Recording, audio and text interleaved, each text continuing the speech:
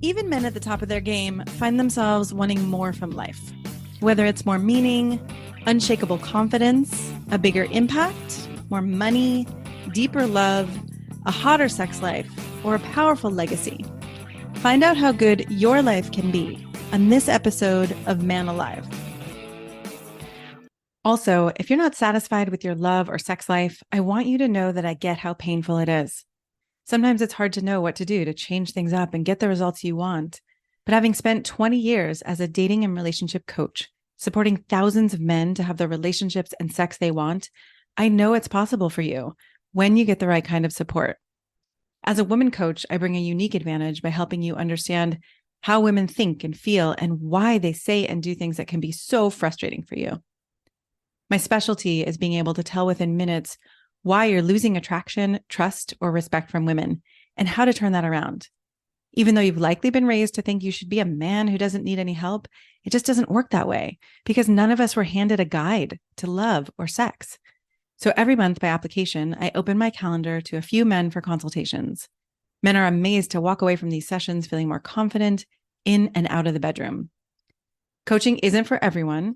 I work with men who are willing to be honest about their role in the situations they've created. So if you're still playing the blame game, this isn't for you. But if you're ready to take action and have a love and sex life you feel great about, book a time to meet with me.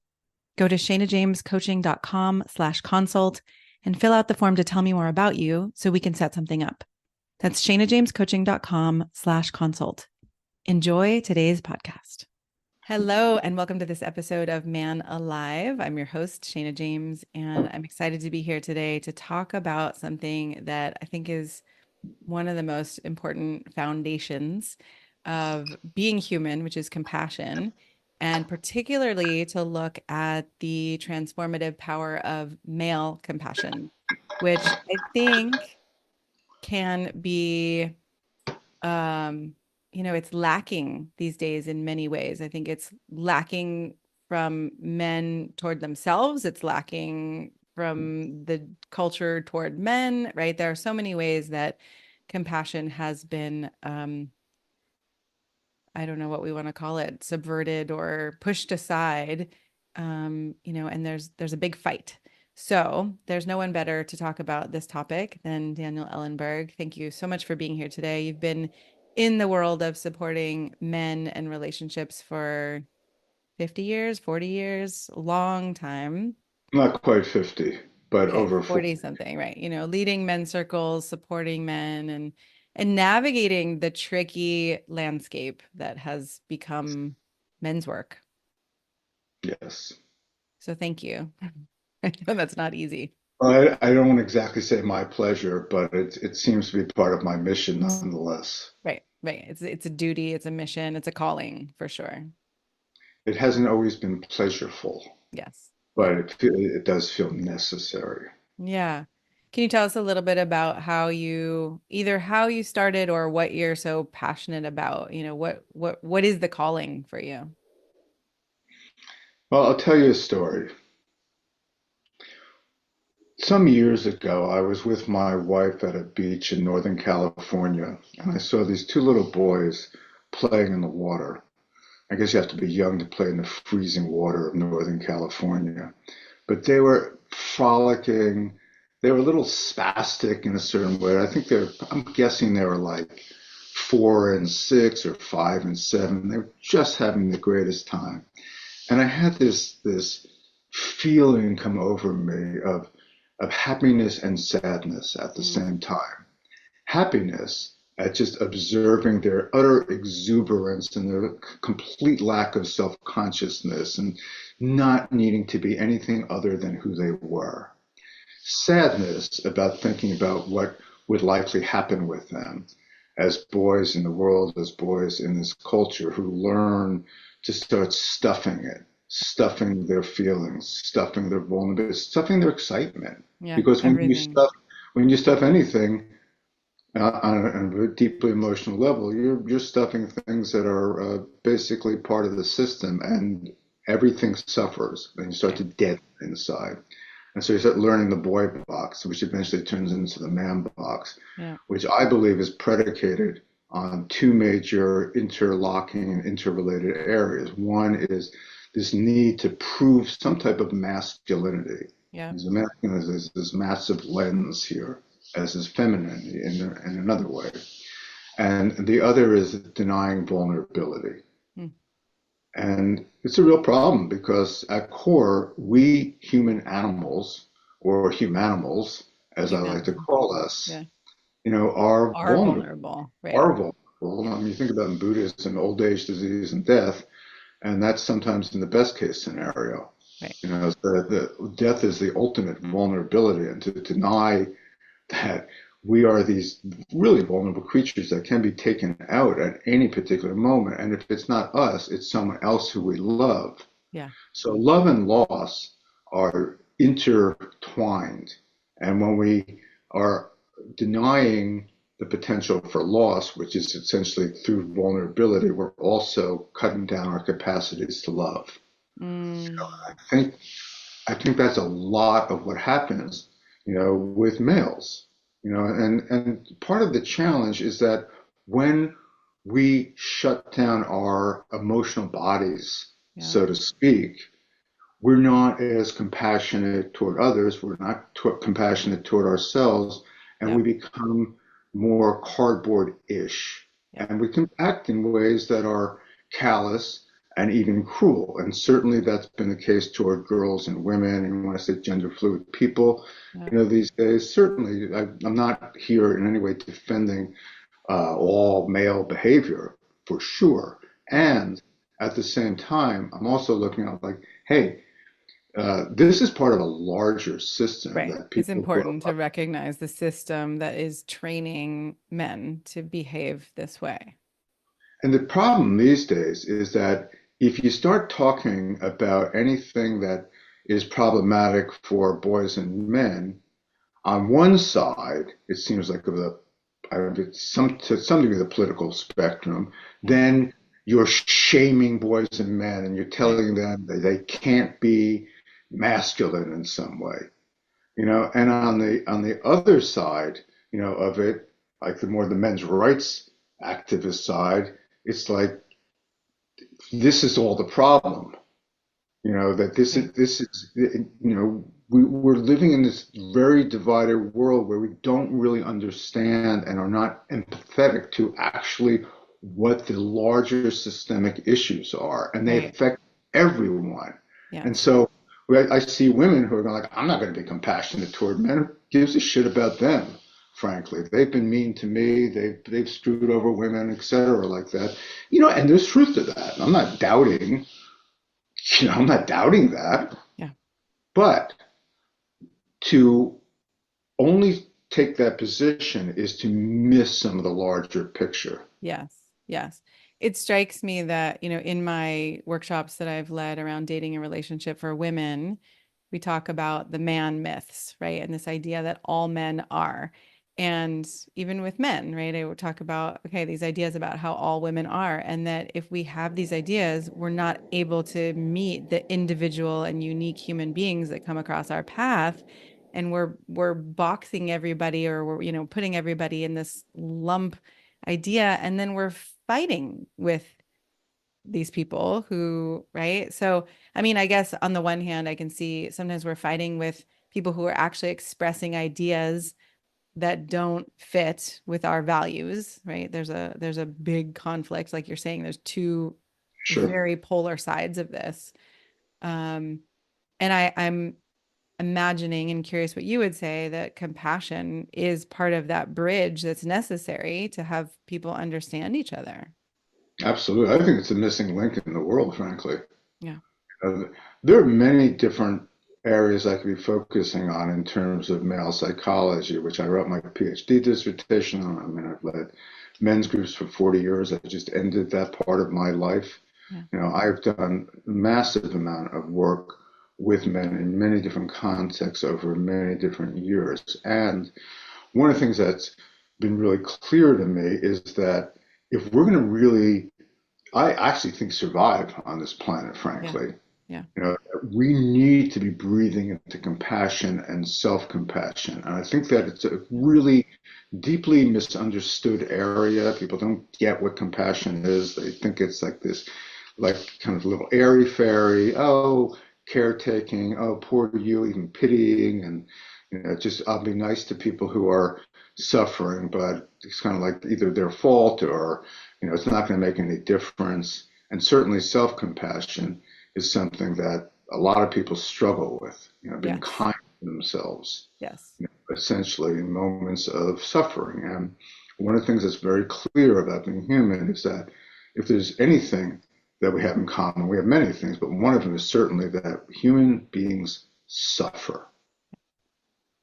Everyone's got their difficulties in life. They've had their loves lost. They've had illnesses. They've had friendships that have gone awry. They've had groups they're involved in that no longer exist. A job they love. I mean, go on and on and Right. on. On and on. It's an everyday struggle for many people, Yeah. many to most. And so, like, wow, it's hard being human. It is. It is. And I want to go back to what you're saying about compassion that is misunderstood, right? I'd love to hear how you think about compassion. What is it actually, if it's not this airy fairy, where we have to then just forgive and make light of things, right? How do you define or work with compassion? One of the classic examples is that you're walking down a trail and you see someone who is apparently drowning in a river. Now, most humans would have an impulse of wanting to save that person. Yeah. But then the question is, do they have the courage to really jump into the water? And do they have the wisdom to know whether or not they can swim? Right. Right. Right. Whether are you putting your life at risk and how do you try to save that person or yeah. Right. And so courage and wisdom are juxtaposed Mm. to compassion. And so courage is acting with the experience of vulnerability side by side. I mean, a lot of times we think about courage from this old male Yeah, not tradition, with vulnerability. not with vulnerability. The whole like, John Wayne syndrome, from way back when. He stormed the shores of Iwo Jima and he wasn't afraid. Right. Bullshit. Bullshit. Right. My God. Complete bullshit. First of all, he was draft dodger, but that's a whole nother story. But besides him personally, that it's scary, to act in the service of your deepest values. And that's what I see courage as. See courage as you're acting in the spirit of your deepest values with Mhm. full recognition that it's vulnerable to do so. Okay, right. I love that you added that piece at the end with the full recognition of the vulnerability, not without that, right? Because Absolutely. without that, it's more, seems like more of a bravado or an arrogance or a Yeah, I this. mean, I'm trying to think, to me, I think about even conversations, relationships. I mean, there's a term I use, interpersonal courage. That's not a common term. I've Oh, I not love heard that. anyone use it there. And it's the kind of courage that's pretty much necessary for all of us, often every day, Right. in To our reveal lives. yourself and to be seen and understood. Because so I make this, it's sort of a joke, but not a joke a lot, but that many of my male clients, would jump out of a helicopter before they would reveal their emotional landscape. Exactly. Exactly. And that's what part of the teaching. Yeah. That's part of the challenge because it's so focused on the outer world Yeah. and so suspect Yeah. of the inner world, which is why when I was leading men and self-compassion workshops, I had some reluctance about the title we use, but we use the title Ultimate Courage, Mm.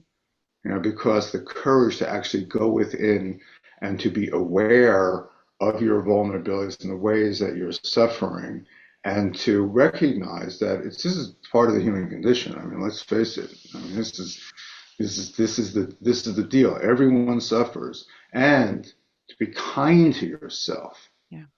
in the process, rather than get over it, dude. Right. Man Run up. through the wall, man up.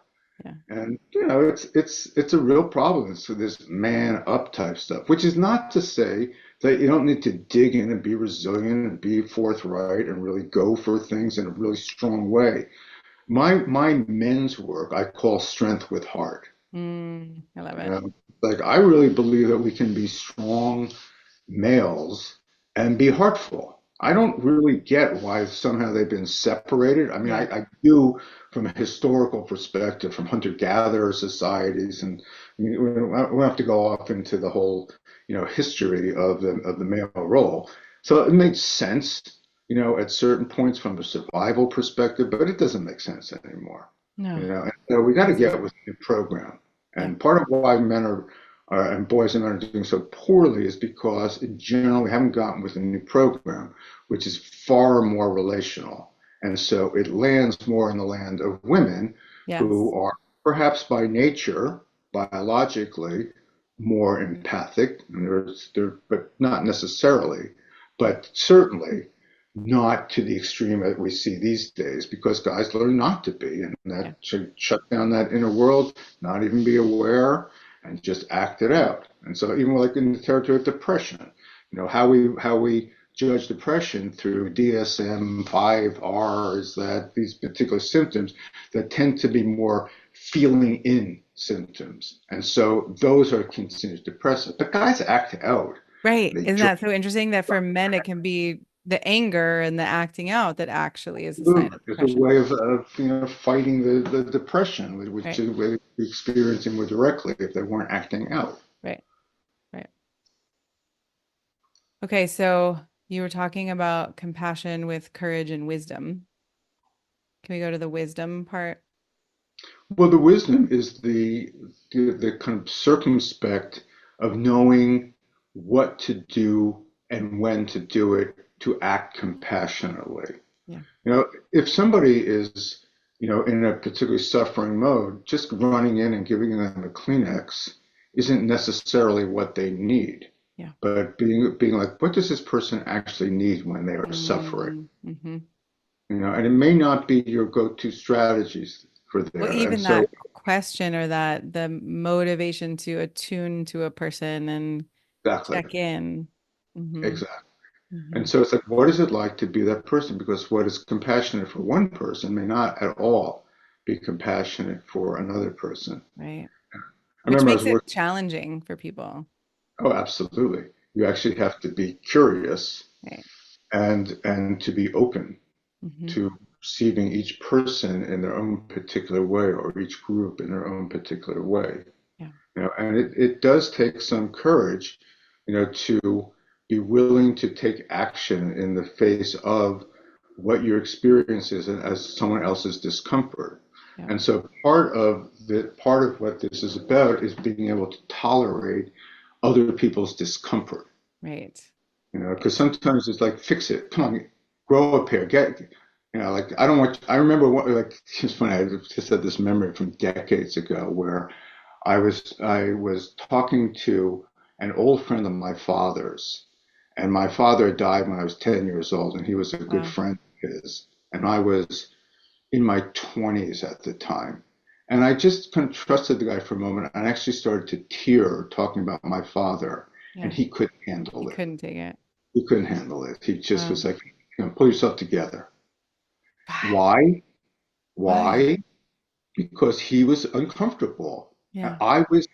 He was uncomfortable in the presence of my vulnerable emotions. Right. And so what did he try to do? Try to control me Yeah. rather than actually kind of open, to the situation. Like, I don't Right. fault him for that. That's his condition. No. What he But learned.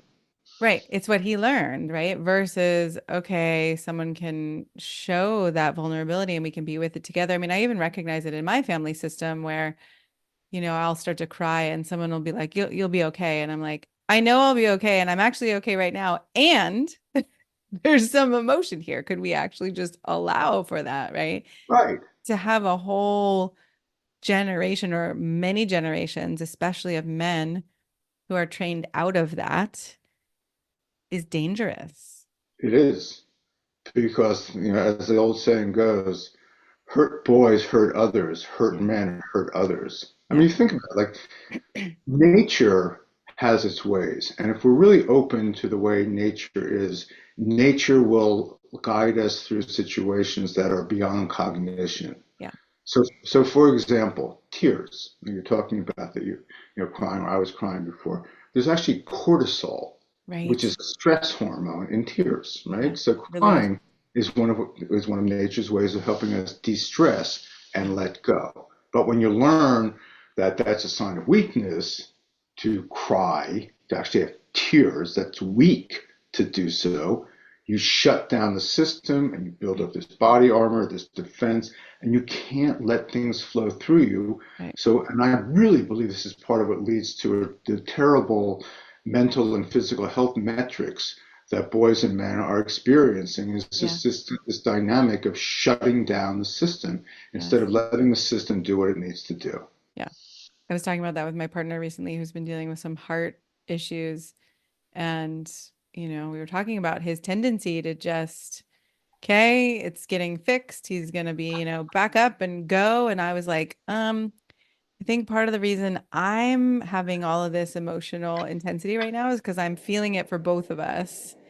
And so maybe we need to look at that, right? Like it's so common and there's such a good the motivation is good, right? Let's live, let's get back up, let's keep going, let's not fall down and stay stagnant or stuck, but at the same time, I think when you look at the impact then on the physical body, right, of holding that tension, not having any release, it's not good for the heart, for the body. Nope.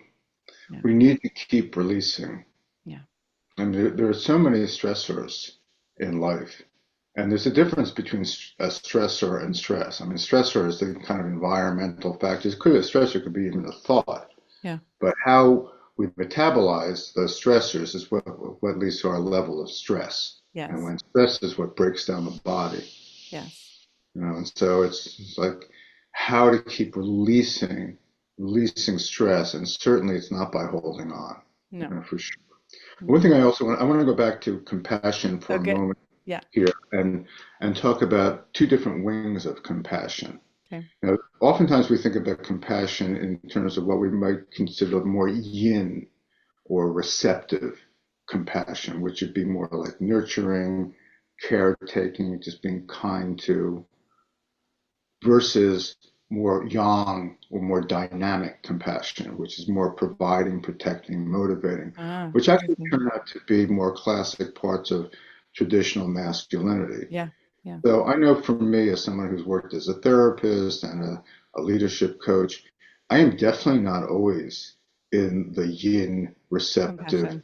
That must be really hard for you category. I certainly go there, but that's not enough, Uh, because there's also the like, dude, you can also do better than that. You mm, can show up you can differently. have that as in a compassionate way. Absolutely, Yeah. because like I'm like, I mean, for me, I think when I feel I see who someone could be, who someone actually is inside, Yeah. and they're not manifesting or manifesting Yeah. like that. I feel I like, can feel how come you on. feel that, right? Like how it hurts your heart. Yes, Yeah.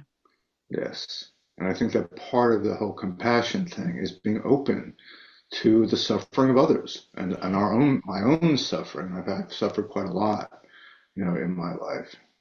And I mean, so part of it, if I may just make a little bit of a bridge right now, Yeah. part of my work and what led me to start the Men and Boys Compassion Initiative is that when I looked at the world, and I was president of my APA, American Psychological Division on Men and Masculinities, where I got all kinds of, information, feedback about like men are the problem. There are people in that division who I don't think actually like men that much, Wow. in certain ways. And then the other side of like women are the problem. And it's like, and just this enmity that just is not productive, to put it No. mildly, it's counterproductive. I was just sitting back and going like, in part with conversations with my buddy Rick Hansen, who started the Global Compassion Coalition, but just going like, that's the missing link. Yeah. It's compassion and self-compassion. And that's what I Mm, really want to focus on. How do we actually encourage boys and men to be more self-compassionate? How do we encourage others, including women, to be yeah. more compassionate to boys and men, which with many people, that's the hardest sell. Yeah. It No, is the and then hardest how do sell. we, and then inspire and encouraging boys and men to be more compassionate to others. It's like Yeah. compassion, like Yeah. that's what we need Yeah. because it's hard being alive and It people are is. suffering. Yeah. And to be judging and blaming and hateful ain't the answer. No. So Thank you. that's what led me to this, and I would invite all of your listeners to join us at our June 12th conference. And I know you're going to put a link, Yes, we'll put a to the link. conference, And on the I just want to say, I want you to talk about it. And I want to say that I can feel simultaneously your vulnerability and your strength, right? I feel the immense passion you have for this. And I feel the brokenheartedness, right, that this comes from yeah, and the depth of your heart. And yeah. thank you for holding this. Yeah. Well, I wasn't planning on emoting, but it happens.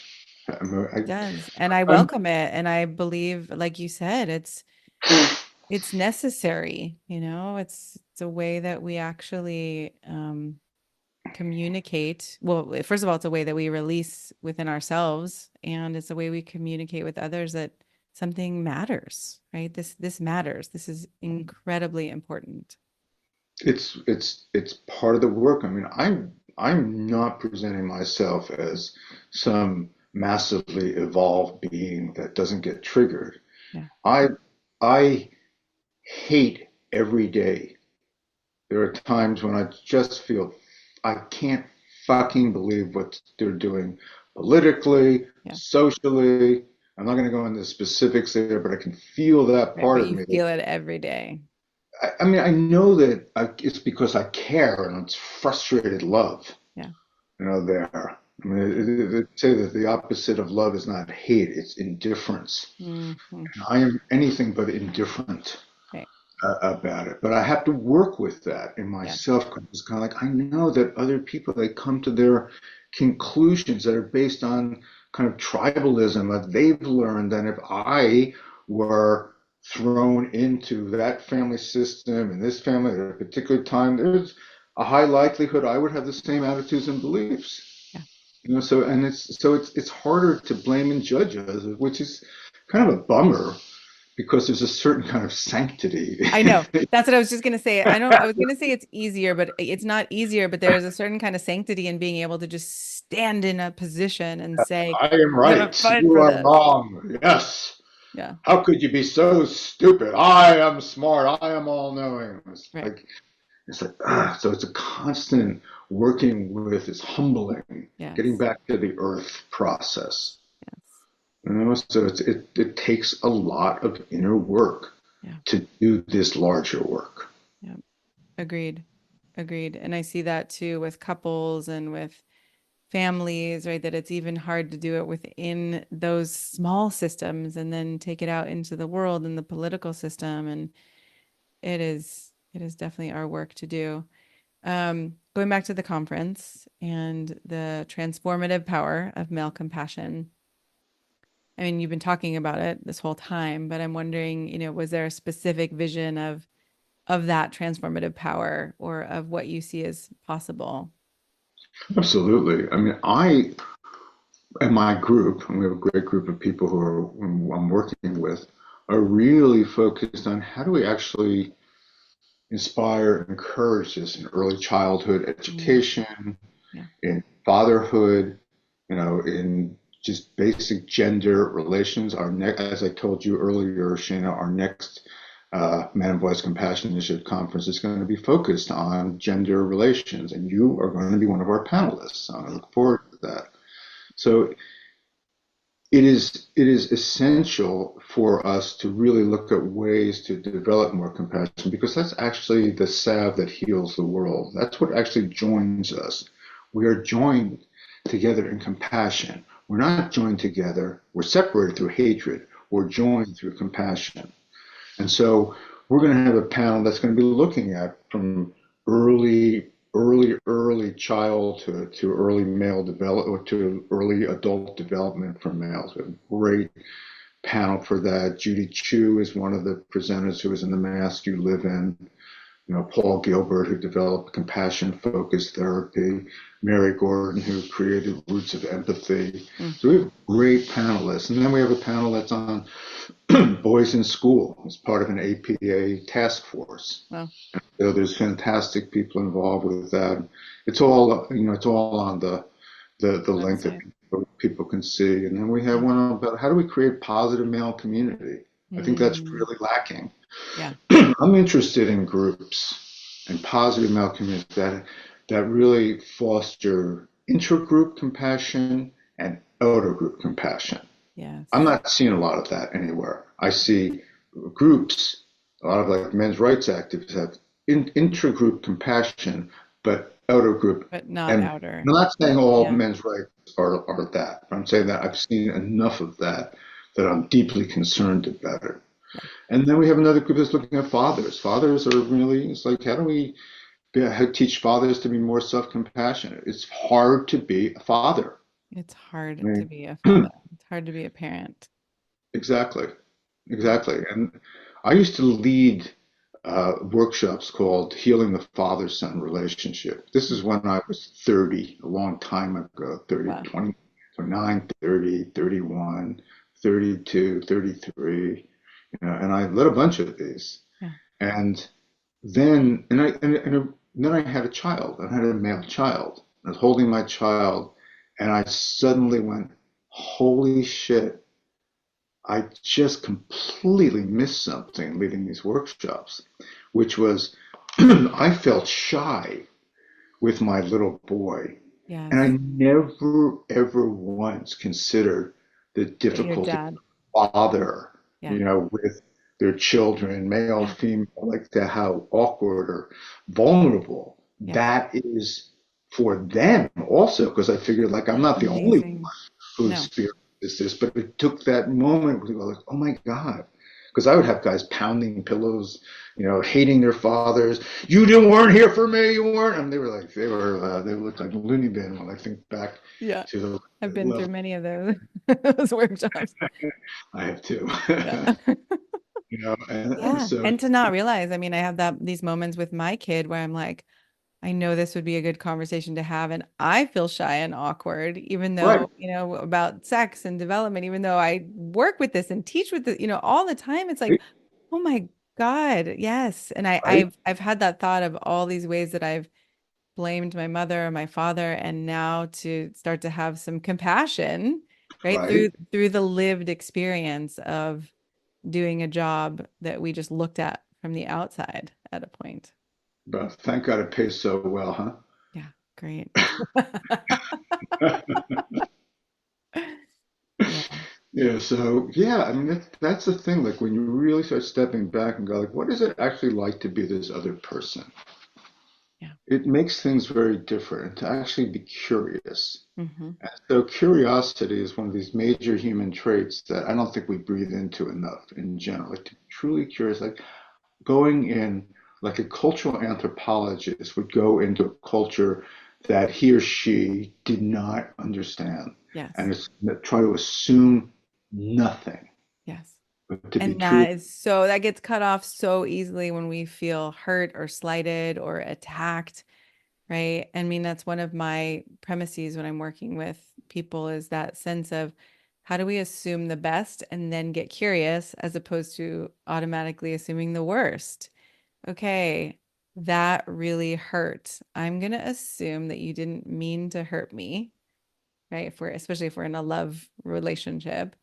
And then I'm going to get curious what happened there because that didn't feel loving, right? Versus, fuck, you did that on purpose. You did that to hurt me. You did that, right? And how do we actually stand in someone else's shoes and get curious?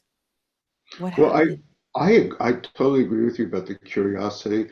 I'm not convinced that there wasn't an intention to hurt. Yes. Also. because intention is complex. Yes. No, I can see that too. But my sense is if I can assume the best, then I have the capacity to get curious and explore that. But if I assume the worst, it's a different I, state or a I different mindset. I get it. Yeah. It's a totally fair one.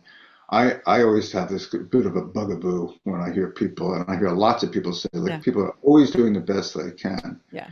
and I You're like, go, not necessarily. I don't know about that one. People are doing what they're doing. Is So there, how would you work with that, right? How would you have a realistic view of humans and our intentions and motivations, but also help people not shut down and actually open to that compassion and curiosity? well, I think that distinguishing between intent and impact, for Hmm. starters, Hmm. so that I might say, let's just say you've said something Yeah. that triggered me that hurt. And I say to you, you know, Shana, I can't say for sure what your intention or intentions are. I'm curious Yeah. about those, but I can tell you for sure that I feel hurt by that. Yeah. Yeah. And the way This that was the I read impact. it, the way I read it was this, whatever that is. And so I'm really curious, am I totally missing this? And to me, part of the deeper conversation and the importance of developing what I would call selves awareness versus Mhm. self-awareness, Yeah. is for people to go like, yeah, there's a part of me that want to hurt you. Right. And I think that if we can actually look at ourselves and our intentionalities as a pie chart, that it's Yeah. not like what one intention or another. Yeah. Because you see all the time, I'm sure you've seen this in your work, that one person says, like, you're trying to hurt me. And the other person says, no, I'm not. And then the other person goes, yes, you are.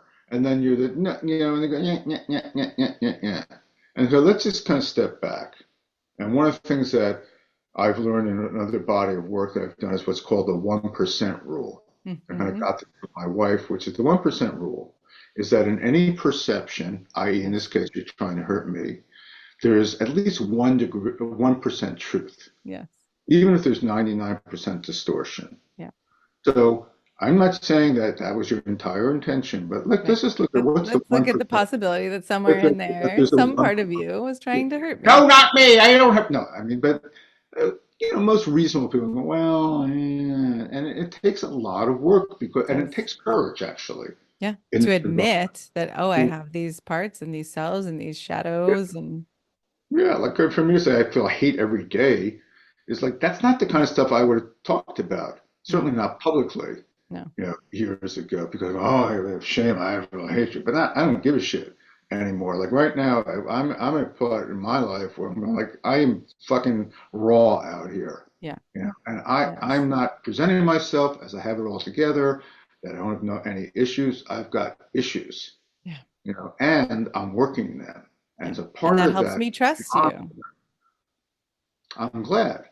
Yeah. But part of it is just being honest about that we're not all noble in all these ways. There's nobility for sure, but that ain't the whole story. Yeah. And the more that we can actually own, what's true about us, beauty warts and all, the better. Yeah. Agreed. Thank you.